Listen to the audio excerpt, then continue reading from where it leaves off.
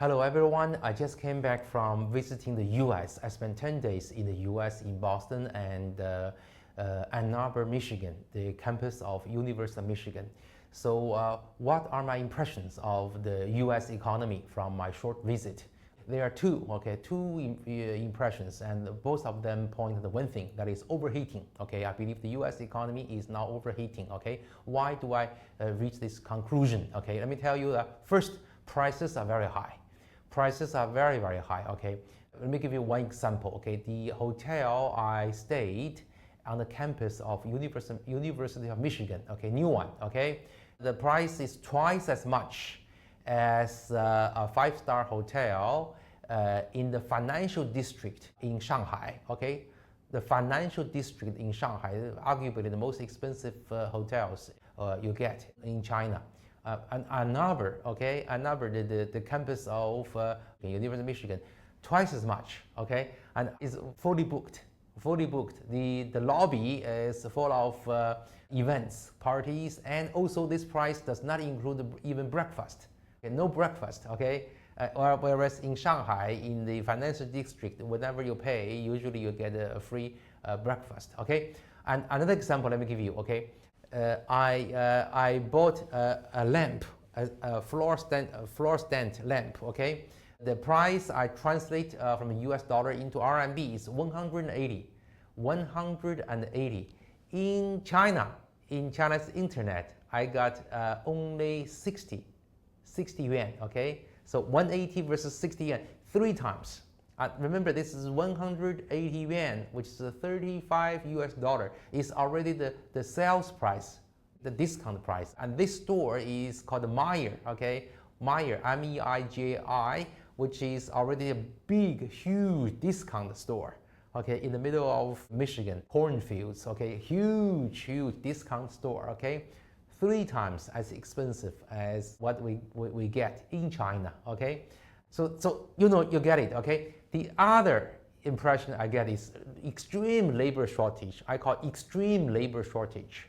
The hotels I stayed in Boston, actually in Cambridge, Massachusetts, and in Ann Arbor, Michigan, all have non-native speaker hotel service people, non-English speaking. When I try to explain to them, I say I will stay here for another 3 days. Don't change room. I will change the reservation. They don't understand. They couldn't understand.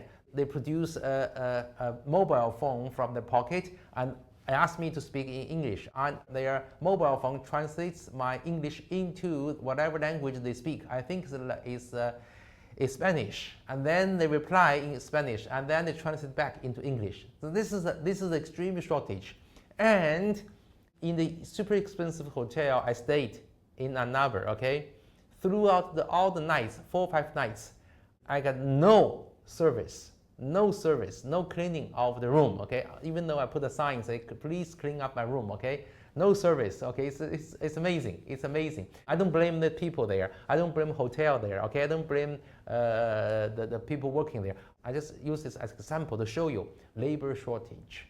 When I call DoorDash, when I call Uber, most of the people answering my phone call are non-native speakers, Also, IKEA, when I bought a piece of furniture, I have to wait 30 minutes on the phone before I get somebody to pick up the phone, And then also in IKEA, I try to use AI, try to use the web chat, Oftentimes, the web chat could not find a real person to help me, After answering many protocols, many questions, In the end, they say, oh, I'm sorry, we don't have a coworker working in this area to come to help you, So extreme labor shortage. So in the end, what did I do, So instead of calling the US IKEA, I call back home, overseas long distance phone call to Beijing.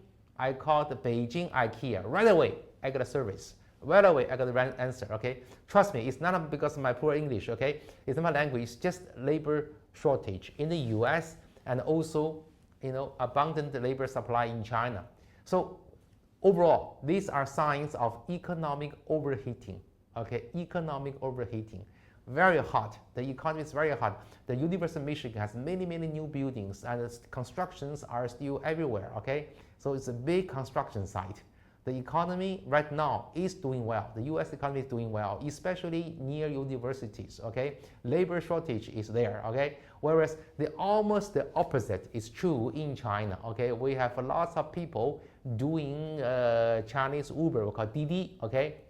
And they are facing declining frequencies of telephone calls for their service.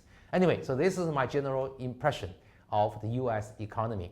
And a final word, okay? Any economic overheating or cooling cannot be sustainable. It will change. Okay, the U.S. economy will cool down. The Chinese economy will heat up. Okay, of course it takes some time, but eventually that will be the change. Okay. Any questions, any comments? Please leave them at the bottom of this video. I'll be very happy to answer them. Thank you.